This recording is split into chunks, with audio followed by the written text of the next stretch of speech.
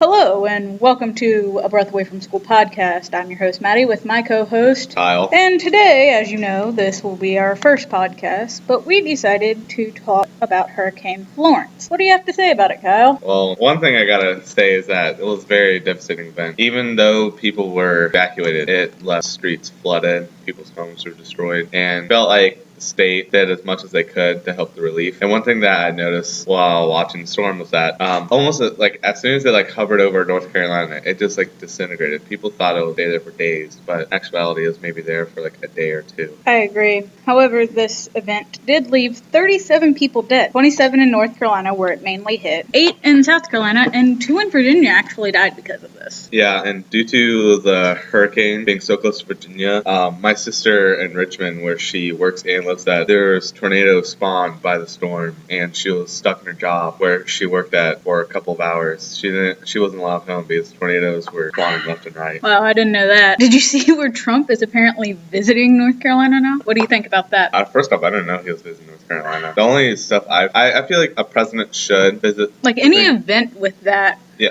the president shouldn't just be stuck in Washington sending out tweets like we all know he loves to do. Yeah. But he should actually go see and help as much as he can the people. Yeah, and that's one thing I've noticed about the past, him. I think Barack Obama did it. Even they actually visited places where it's been affected. I know obviously Trump did not visit California for the fire. He did send his regards. Didn't his wife and or daughter go out there and visit though? I want to say one of the Trumps did. I think so. I know another thing in the Trump piece is that talking about Kavanaugh and how he felt terribly about Kavanaugh and that whole situation. It also left 343,000 people without power in North Carolina, and few of them are just now getting it back. I know my uncle and his wife and his daughter live there. Their entire porch at the beach was their beach house. The entire porch is gone. The house is still there, but there's flooding. It's just bad, and they have no power. So luckily they have another house and are safe. Still kind of a tragic event. I hope they have insurance. Yeah, I lived down in Norfolk for the majority of my life, Norfolk, Virginia, because my dad was in the military, and I remember going to school a couple times when there was pretty decent floods, but usually when we have hurricanes, it never really hit us that hard compared to the other parts of the East Coast. It definitely closed schools down. But yeah, whereas here in Albemarle, they're just no, we don't. Maybe not. The power could go out. Yeah, we didn't even get evacuated off the base. The only things that I remember base doing is hunkering down the aircraft and scrambling the ships, subs, and all sorts of that, so they get out in safety. And when you see the Navy and a military base say scramble the ships, you know we are going to get hard, and they know that for certain. Because the military does it, and the police and everybody else warn you and evacuate. I think everybody should try and evacuate. Would you like to have your 2 cents into here, Mr. About Stanek? Hurricane Florence, Mr. Stanek? I feel bad for the people it hit, but I feel like we got lucky around here that it missed us, so I'll be thankful for that. Yeah. Nobody's homes around here got damaged. And I thought it was really cool. I heard 4 employees from our local SPCA are going down to bring animals back from the SPCA's in the hurricane hit areas. So people should save some pets if they can, or adopt pets from the SPCA. I agree. That also brings to the next topic I wanted to hit about Hurricane Florence, which is, what do you guys think of the story of the 6 dogs that were rescued moments away from drowning? That thing's gone viral, and I don't think people understand that is a thing about floods. People are always, newscasts and things are always saying, take your dogs with you. They will drown. It's okay to bring them with you. But then all of a sudden they see these 6 dogs get rescued. Don't get me wrong, it's heartwarming. But I think that just shows the significance that people will leave their dogs. And honestly, I think if you leave your dogs in a flooding like that to drown, that's just awful. You shouldn't be allowed to get those dogs back. Yeah. My sister volunteers at the SPCA, and I know SPCA, when Hurricane Irma and Harvey hit Florida and Houston, they actually got a lot of the pets from there.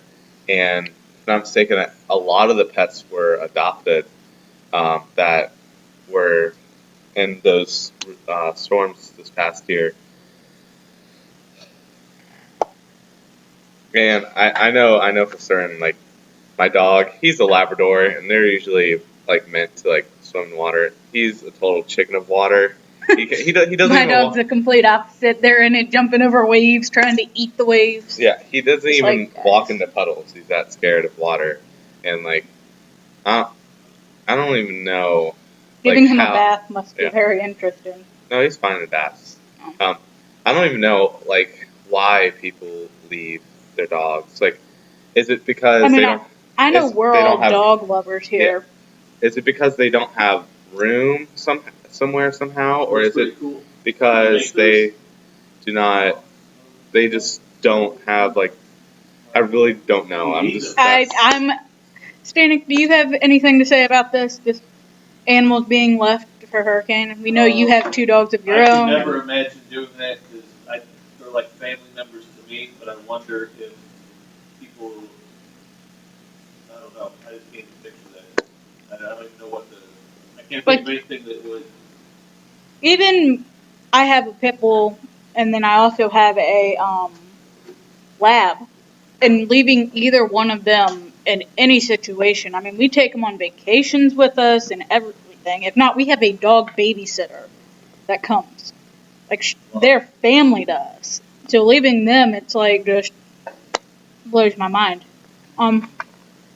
Did you guys see where the 1.7 million chickens were killed on Sanders Farm, which is a chicken company, like they sell chicken, like chicken meat? And they can't get to the other chickens with their feed trucks, so they're possibly going to die as well. I don't know if you guys saw that. I did not hear that's just tragic. that story, but I did hear about North Carolina, all the pig farmers.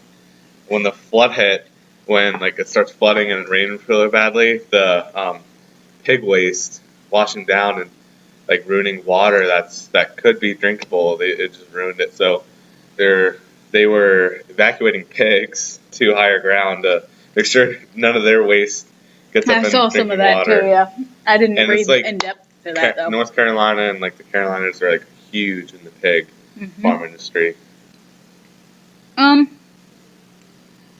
Did you see? I know the National Guard that's based in Virginia, they were sent down, but there were also they were along the 13,000 soldiers that were deployed to help. And with them, they took like 70 rotary wing aircraft and 200 other aircraft vehicles aircrafts that, if they needed help, they could be there within 24 hours, which I think is a huge help to save people because in the Carolinas, because they're so close to the beach, it's not just flooding, it's high and low tides come out with it. But I know that's a huge thing. I know Dad was in the military. He was in aviation electrician, and many of the planes that he worked on or aircraft that I've seen that Coast Guard uses, they use the same stuff as military stuff. They use big planes like the C-130, which has a very large carrying capacity. It's a giant, like 4-engine aircraft, and a lot of the helicopters, rotary aircraft, have a large amount of capacity. But the thing is, because they have the capacity, it's time on their side. They have to make sure it's efficient to get as much people so it doesn't slow down the line, but not take too much where it slows down the aircraft. I also want to make this clear to all of our viewers that we'd like to have or see this or hear this. I'd like for you guys to actually understand we are doing this during our lunch period in a high school classroom, so if you hear background noise, that's just how it's going to be. It's high school, so just take that into consideration as far as we can't help that. And that was our lunch bell. So thank you guys for joining us with our first podcast. Hopefully these will be longer than 10 minutes normally, but it does take us a while to get up and going. Comment anything, what you liked about it, what you think we can improve on, and so forth. Give us a like, subscribe, because there will be a lot of these coming out. And we try to tackle what other topics you guys want us to tackle. We'll see you next time on A Breath Away from School podcast. Have a good day. Have a good day.